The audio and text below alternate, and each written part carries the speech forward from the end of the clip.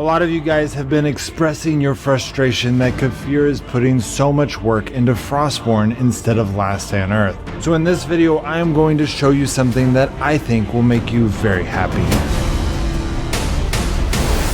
Let me start off by saying that if you have not heard that Last Day on Earth was built on a technology that could not support Kefir's dreams for that game, then this video will not make you happy, but will rather be depressing as you come to that realization. However, if you are one of the thousands of people that don't mind Kefir realizing the Last Day on Earth dream in a different game, but are particularly bothered that they are doing it through Frostborn because swords and shields and magic aren't really your thing, then this video is going to be perfect for you. There are a ton of people out there like you that love Last Day on Earth not only because of the brilliance of the game, but also because of the modern genre. I know many of the most famous Last Day on Earth YouTubers have expressed similar opinions to this, as well as hundreds of my fans. Personally, I am blessed with loving all genres, and I definitely think you guys should at least try Frostborn when it comes out, because most of my fans that have tried it are able to get over the genre difference. But in this video, I am going to give you a picture of what I think is going to happen with Kefir in the long run. 3 years ago, they started a very crude version of Last Day on Earth. The motorcycle did not exist. In fact, most of the game that you see today did not exist, but it was being developed quickly and making money even faster. Then around November of 2017, it seemed like Kefir made a big change in the way that they were developing the game. They stopped making updates every week, and looking back now, we can see that they started to develop other games like Jurassic Survival, Grimsoul Survival, and Westland Survival. I believe this is also the time that they realized that the technology that they were using for Last Day on Earth would never be able to be used to realize the dreams that they had for it. But I can't know for sure if it was at that time because they did not mention these technology complications until almost a year later. Then around a year and a half or 2 years ago, they started secretly working on Frostborn, in which they allowed some of us Last Day on Earth players to play and test it with them, which at first Frostborn seemed like just another one of their many projects, but with the most recent updates, it is clear that Frostborn is where Kefir is putting the most intense and most advanced efforts. Which brings us to the problem that I already mentioned, that a lot of Last Day on Earth fans are sad that they chose to put their efforts in a project with a swords and magic genre rather than a genre that is more similar to Last Day on Earth. But this is where I think you guys are missing what Kefir is doing. Kefir doesn't want to do something they've already done, partially because it probably isn't that fun for a developer to just recreate something they've already made, but also because they probably want to attract new audiences into experiencing this style of gaming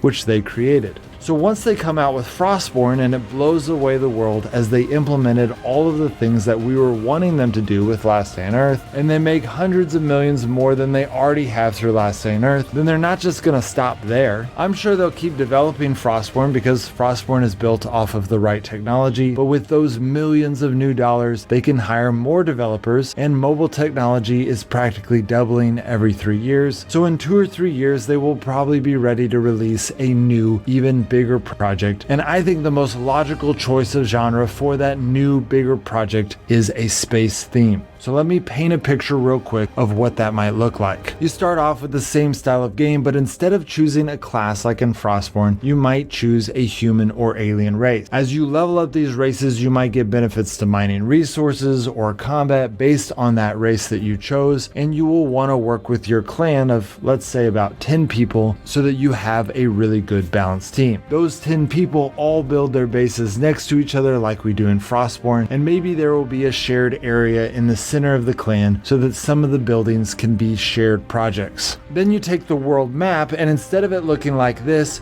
you make it look more like a planet where you can visit the different parts of your planet to mine the resources of your planet. These would be non-PvP multiplayer zones just like in Frostborn, but I'm sure they'll have even better things that they've thought of or learned from us Frostborn players by that time. These zones would be similar to what we're used to, starting with basic resources, but everything would look more advanced, like Kevlar armor might be tier 1 or tier 2 armor, and we would be on a different planet, so they'd have to make the landscape look accordingly, as well as adding more space-like resources. Of course, the graphics would be much better than Last Day on Earth, and I imagine even better than Frostborn because technology will advance. But then this is where this idea actually fits better with Kefir's style of game than any of their other games currently do. Right now in a lot of their games you have to build a motorcycle or get a horse to be able to go to certain locations, which kind of makes sense, but in the space genre this would be working to build a spaceship which would allow you to visit other planets in that solar system. These planets would have more advanced resources to build more advanced workbenches. They would also be PvP zones, making it risky to farm them. And then if Kefir wanted to get really crazy and technology allowed it, they could make it to where you could pick a starting solar system, and each solar system would be rich in different advanced resources, so that when we build our second or third tier spaceship in the game, we could then travel to other solar systems where there are already other players playing in those solar systems and gathering those resources. Then we could either gather those resources from their PvP zones, or we could trade with those people of those solar systems. And of course the motivation for doing this would be that the best items in the game would be craftable by combining advanced resources from all the different solar systems. And they could do a lot more with this, like spaceship wars and space exploration, but I'm already probably confusing a lot of you guys because it is such a huge concept and very difficult to explain. So if you get nothing else from this video, I hope what you take away is that by Kefir finally putting together a game